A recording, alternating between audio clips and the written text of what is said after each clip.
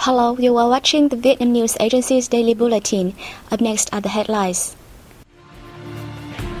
Prime Minister Nguyễn Tấn Dũng visits Laos. Vietnam's trade surplus with US hits $14.5 billion. Attractive phong nha Kẻ Bàng National Park.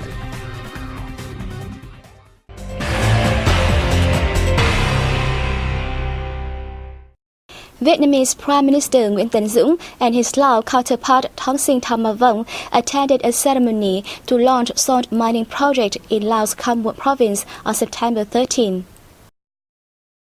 Speaking at the ceremony, Prime Minister Nguyễn Tấn Dũng has highlighted the close, effective cooperation between the two parties, governments, business communities and peoples, contributing to diversifying economic, trade and investment ties between the two countries. He also said that Vietnam's investment projects in Laos do not only aim for economic benefits, but demonstrate Vietnam's desire to contribute to Laos' socio-economic development also. For his part, Lao Prime Minister Thong Sinh Thamavong stressed that the $522 million Vietnam-Lao projects to process salt took an important role in boosting Laos' socio-economic development. The project, one of Vietnam's largest investment projects overseas, also reflects the Vietnamese party and government's efforts to foster the traditional and special friendship between the two countries, added the Lao Prime Minister. The same day, Prime Minister Nguyễn Tấn Dũng visited the Ho Chi Minh President Memorial at Siêng Vang in Kham Muộn province. At the meeting with Vietnamese people in the province, he asked them to contribute to local development and relations between the two countries. A delegation from the Government Inspectorate, led by Inspector General Huỳnh Phong Chanh, is on a working visit to Italy to share state inspection experience with the host. During his meeting with officials from Italy's Department of Public Administration on September 10, Chanh said the Vietnamese government pays special attention to public administrative reform, considering it one of the key solutions to prevent corruption and increase the efficiency of the public administrative apparatus. Stefanzo Pizzicanella, director of the department, spoke highly of Vietnam's achievements in administrative reform in the past few years, saying that the two sides see great potentials for cooperation in the field. The handling of citizens' administrative complaints and violations in public administration were also discussed at the meeting. During his visit, Chang met with Vice President of the Senate of Italy, Valeria Federley. He briefed the Italian host of Vietnam's socio-economic development as well as inspection policies to enhance government efficiency. Valeria Federley affirmed that Vietnam's administrative reform experience is very useful for Italy.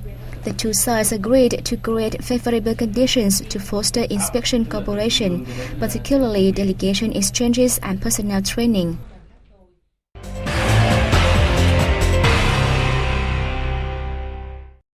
The latest statistics from the General Department of Customs show that Vietnam's trade surplus with the U.S. reached $14.5 billion in the first 7 months of this year.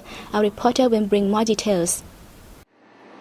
During this period, Vietnam exported goods worth $18.8 billion, while its imports exceeded $4.3 billion. As per these figures, the U.S. remained Vietnam's largest export market among 200 trade partners. Of the 40 export items, textiles and garments posted the highest turnover at around $6.3 billion, accounting for 33.4% of Vietnam's total export value. 4 other products which witnessed a turnover of at least $1 billion included footwear, telephones and components, computers, electronics and spare parts, in addition to wood and wooden furniture. Meanwhile, Vietnam imported 43 kinds of goods from the US, including phones and spare parts, which recorded the highest import value of $842.8 million, followed by machines, equipment and components, and cloth.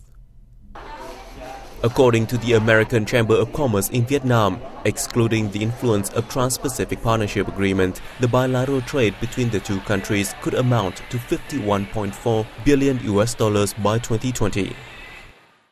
Causes of Vietnam's increasing public debt remain controversial. Many blame it on the country's official development assistance loans.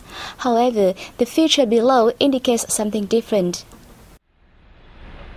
Terminal 2 of the Nội Bài International Airport, which came into operation earlier this year, was considered a critical initiative, bringing a new phase for the country's airline infrastructure. Its investment was completely sourced from Japan's ODA capital, worth almost $1 billion.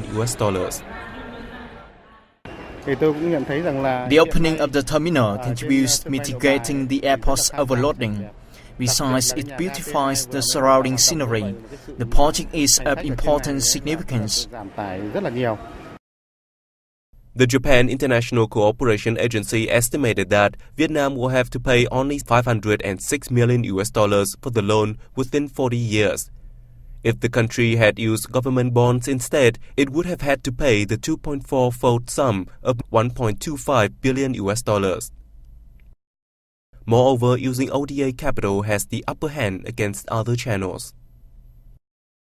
ODA, as I mentioned, ODA has been a very important source of financing to the government of Vietnam and continues to be an important source of financing. And it has many advantages because it is priced at a very favorable terms. It also is very long-term, which is in that sense a very good complement to the domestic debt because the maturity... ODA has played an important role in Vietnam's socio-economic development, especially in poverty reduction, response to climate change, and disaster relief.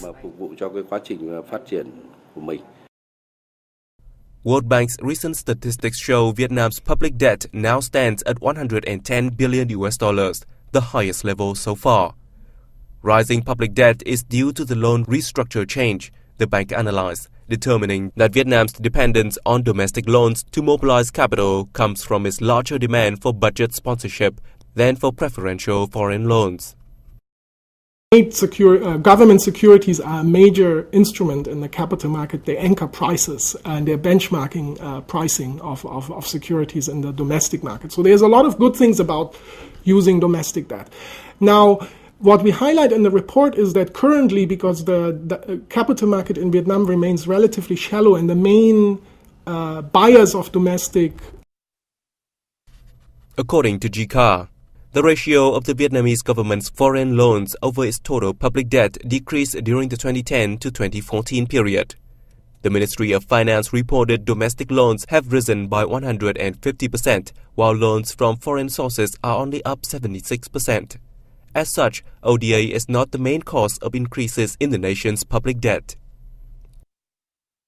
In the process of the development, increase of the debt is unavoidable.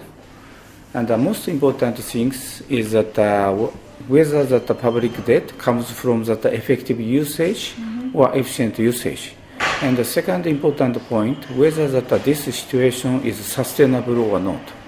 So when we consider about the public debt, many experts said Vietnam finds it difficult to develop its infrastructure without preferential loans. ODA Capital, a highly preferential loan with long-term repayment and low interest rate, has played a significant role in Vietnam's socio-economic development over the last 20 years. The emphasis is on using the loans effectively.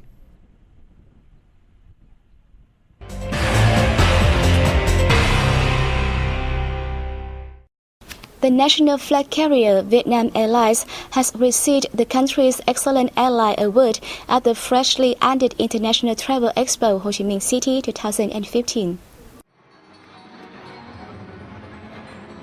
This is the 11th consecutive year Vietnam Airlines has joined the event as the official carrier, sponsoring discounted airfares for international customers and organizing Vietnam tourism promotion programs.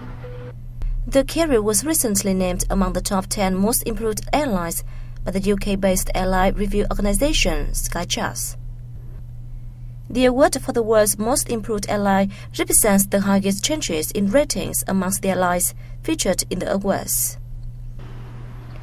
Beginning with 25 international and 18 domestic routes in 1995, Vietnam Airlines now operates 37 domestic routes to 21 destinations. It also operates 57 international routes to 29 destinations. It has served 1.39 million flights for about 160 million passengers, earning around 662 trillion Vietnam dong, approximately $30.35 billion in revenue thus far. As a result, the airline has contributed over 30 trillion Vietnam dong, about $1.37 billion of tax.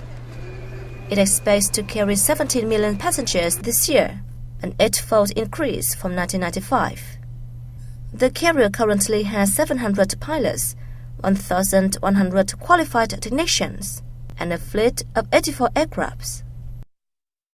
A festival to discover Vietnam was held for the first time in the UK on September 12. Deputy Prime Minister Vũ Văn Ninh cut the ribbon to open the event. The festival has showcased the best of Vietnamese culture, cuisine, folk music and handicraft products to the British people and international visitors in the UK. Vietnamese Ambassador Nguyễn Văn Thảo has expressed his hope the event will encourage British people and foreigners to discover Vietnam as both tourism and business destinations. The event is part of the Cultural Week to feature Vietnamese beauty.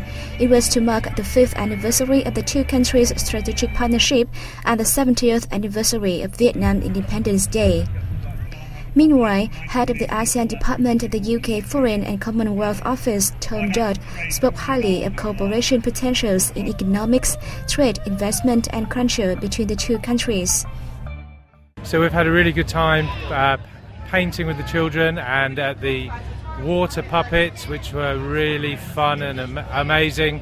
We hadn't seen anything like water puppets before from Vietnam. We've had some really nice summer rolls, spring rolls, which were tasty, and the food's lovely, and I would like to try more. And it's very good that they've made up a festival in Tower Bridge, and I would love to try more food. I feel as if I was in Vietnam. I hope the event will be held more frequently in the UK. According to the organizing board, the two-day event attracted 20,000 to 25,000 visitors. Phong Nha Kẻ Bàng National Park in the central province of Quảng Bình has been recognized as the most attractive tangible heritage in 2015 by the Mekong Tourism Alliance in the Greater Mekong Sub-region. Established in 2001, the World Natural Heritage Phong Nha Kẻ Bàng National Park is considered among the 238 most important ecological zones in the world. It is now one of the most attractive destinations in Southeast Asia. Phong Nha Kẻ Bàng won UNESCO Heritage recognition in 2003 thanks to a system of 300 different caves and grottos which date back some 400 million years. With the length of 7.7 kilometers, Phong Nha Cave system is said to have the longest water cave and the most beautiful grottos. Sơn Dong Cave, which was first explored in 2009, is considered the largest natural cave in the world. It has a length of at least 8.5 kilometers and is at least 200 meters in height, while its largest chamber stands at an incredible 250 meters, enough space to accommodate 40-story skyscrapers. Organized for the first time in 2014, the Mekong Tourism Alliance Awards are designed to honor prominent achievements and dedications of travel agencies in the Greater Mekong Sub-region. They recognize quality and excellence in tourism and hospitality in member nations Cambodia, Laos, Myanmar, Thailand and Vietnam. And that's the end of our program. Thank you for watching. I'll see you next time.